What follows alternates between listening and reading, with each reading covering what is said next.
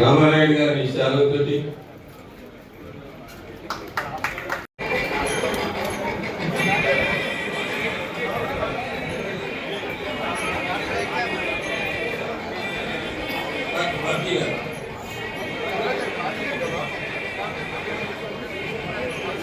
United nations ఒక తీసుకొచ్చారు.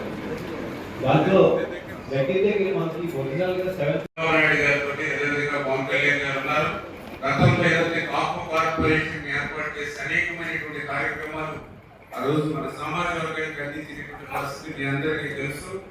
ఆ రోజు కాపుల్ని బీసీలుగా చేర్చేటువంటి ప్రక్రియలో మరి అవాంతరాలు ఎదురవుతున్నటువంటి పరిస్థితుల్లో బీసీలుగా చేర్చితే ఏ ప్రయోజనాలు వస్తాయి అంటే ఒక ఉద్యోగ విషయాలను ఒక విద్యా విషయంలో రిజర్వేషన్ తప్ప మిగిలినటువంటి ప్రయోజనాలు ఒక ఎస్సీ బీసీ ఏమాత్రమైన ప్రయోజనాలు వస్తే అన్ని కూడా కాపులకు ఇవ్వాలని ఆలోచనతోటే ఆ రోజు కాపు కార్పొరేషన్ మనం ఏర్పాటు చేసి ఆ రోజు ఎవరైతే కాపు పిల్లలు చదువుకుంటూ ఉంటే వాళ్ళకి ఒక ఐఏఎస్ ట్రైనింగ్ వాళ్ళకి నెలకి 18,000 రూపాయలు స్టైపెండ్ ఇచ్చి ఆ స్టడీ సర్కిల్స్ లో వాళ్ళకి ఆ యొక్క కోచింగ్ ఇచ్చేటువంటి పరిస్థితి కానీ అదేవిధంగా ఎవరైతే కాపులకు సంబంధించినటువంటి పిల్లలు కానీ ఎవరైతే యువత ఎవరైతే ఉంటారో వాళ్ళు కూడా పారిశ్రామిక వేత్తలు ఎదగడానికి కూడా ఆ కాపు కార్పొరేషన్ ద్వారా వాళ్ళు కూడా యూనిట్స్ నుంచి మనం సబ్సిడీ మీద వాళ్ళు కూడా లోన్స్ కానీ ఇవన్నీ కూడా 50% సబ్సిడీతో ఇచ్చేటువంటి పరిస్థితి కానీ ప్రతి జిల్లాలో కూడా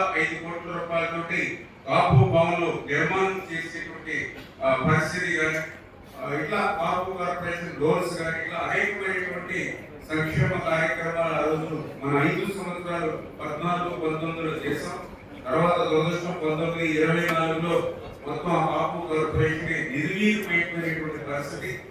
మళ్ళీ భవిష్యత్తులో ఏదో కాపు తెలంగాణ బలిజ వాటి ఈ కులస్తులు ఎవరైతే ఉన్నారో మళ్ళీ వారందరికీ కూడా అటువంటి సంక్షేమ అభివృద్ధి కార్యక్రమాలన్నీ కూడా ప్రత్యేకంగా అందేటువంటి విధంగా ఎందుకంటే మేము కూడా గత ప్రభుత్వంలో కూడా ప్రశ్నించాం, అసెంబ్లీలోనూ అసెంబ్లీ బయట కూడా ప్రశ్నించాం.